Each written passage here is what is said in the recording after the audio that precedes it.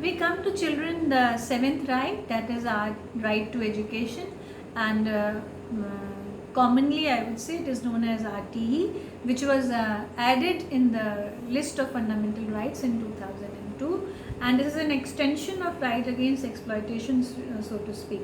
You read there that children aged below 14, they are not allowed to work in hazardous circumstances, but side by side they have right to education also, they need to study also. This in the movie Hindi medium you saw this usage of this particular right, and there was one more movie Hichki. They were made on the basis of this right only, that how children rather belonging to underprivileged section, and how they were given admission in good schools. And this is a government provision. Government provides the list of such children to the schools, and then they are given admission over there. So education, right to education is given to, or rather it's a basic right of the children between 6 to 14 years, and this government ensures and constitution has given. Now we'll talk about the right to property, which was originally in the list of the fundamental rights when the constitution was framed, but earlier later on this was withdrawn and made a legal right. Why I am saying legal right? You must have heard from your surroundings that if any property dispute happens in the families, then that case is directed to the civil court. Property matters are decided in the civil courts. So this is how this was taken away from the list of the fundamental rights. Article 31 of the Constitution deals with it. I would request to come back to the page of the book and read it. We are on page 134, and this is the first column, and I will read it out. Please see why this was done. This is very important to understand. Article 31 of the Constitution had earlier empowered the citizen of India to purchase, hold and dispose of movable as well as immovable property as a fundamental right. There was no ceiling, children, there was no cap, as much as. So this is not done, and obviously people started misusing it.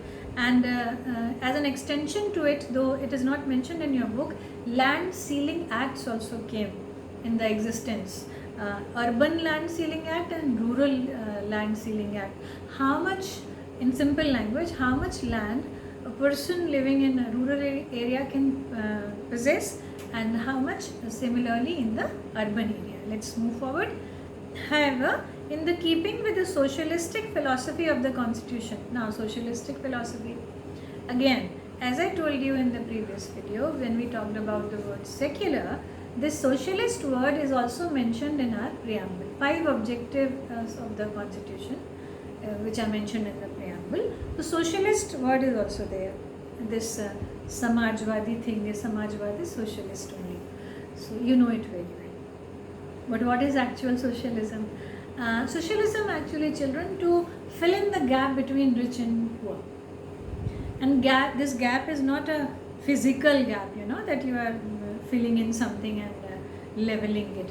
This is economic divide, and the system like this was given to us when the Constitution was implemented. You are grown-up children, you are intelligent people. Right from 1950 we have this with us. What do you think? Like 2020 we are sitting in. So could we fill this divide? Rich and poor. In fact, rich became richer in many cases, poor became poorer.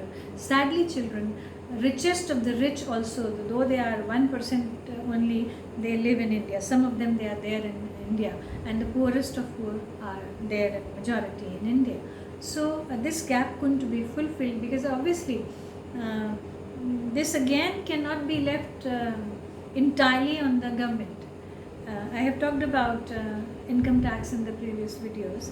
How much percentage gives income tax in India? This we know very well. So why is it not the moral duty of the people to contribute in the progress of the nation?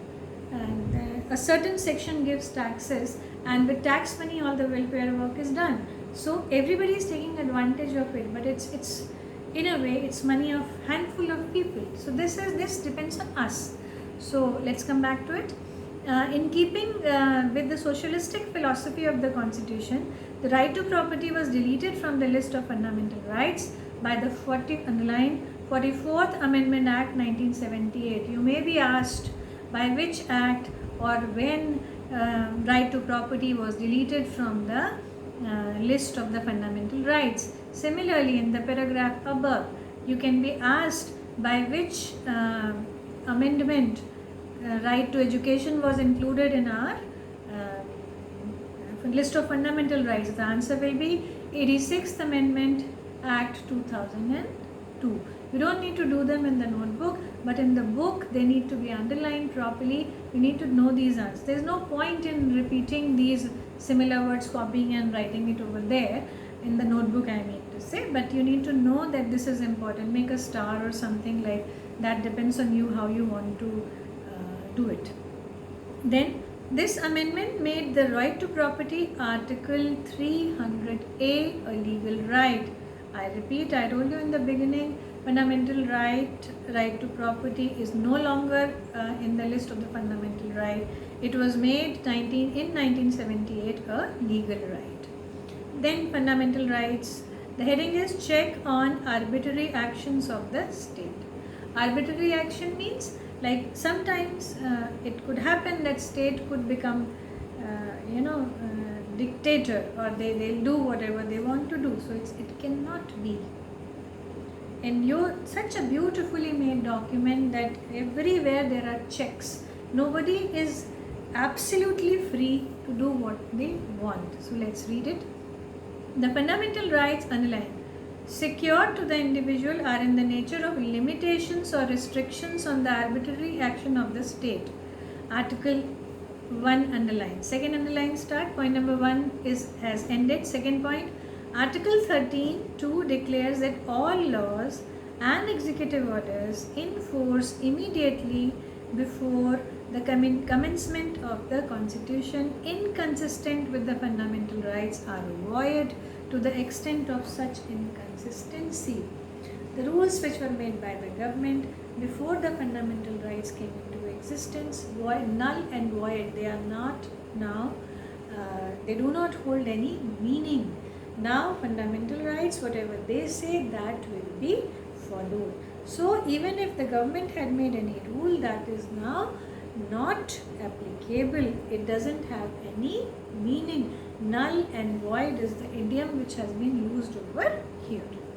But as I told you a few minutes back, there were many things which were left on our morality. We need to see whether we are following it or not. If we are cheating our country, if we are cheating our government, then we are cheating children ourselves. It cannot be, that you are, somebody will think that I am smart enough, I am stealing money, hiding money from the government, and it will be good for me. No. They just have to wait for the time, their time to come, so to speak. Because, let me give this example. Somebody goes or somebody has a chemist shop, so to speak, and he is selling those drugs which are not real. They are selling fake drugs, and when they fall sick and they go to hospital, they want to be treated properly. Why? Those fake drugs will be given to them also. This should be the treatment we can think of. But no, our constitution doesn't hold for that. Eye for an eye is not the kind of justice which is prevalent in India. So it is our moral responsibility to think of good for the country.